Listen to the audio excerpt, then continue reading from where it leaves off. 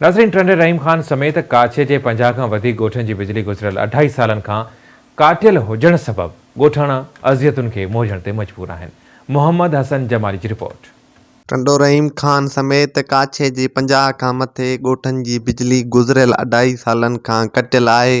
टंडो रहीम ख़ान, गाजी शाह, टोड़ी, शाह हसन, रसूल बख्श गबोल, हाजी ख़ान शाहणी समेत ॿिया नंढा वॾा ॻोठ पिणु शामिल आहिनि। बिजली कटियल हुअण सबबि टंडो रहीम ख़ान वाही पांदी रोड ते 7 खां मथे थंभनि जूं तारूं चोरी थी वियूं आहिनि। बिजली जे तारुनि जी चोरी थियण बाबति सेप्को अमलो मुकमिल बेख़बर ऐं लातल्लु बणियल आहे।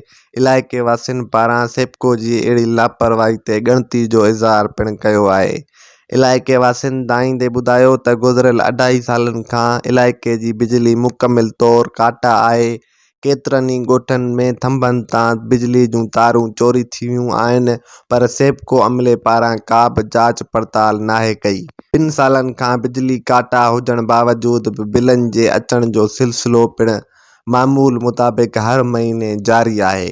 मोहम्मद हसन जमाली, आवाज़ न्यूज़, टंडो रहीम ख़ान, काछो।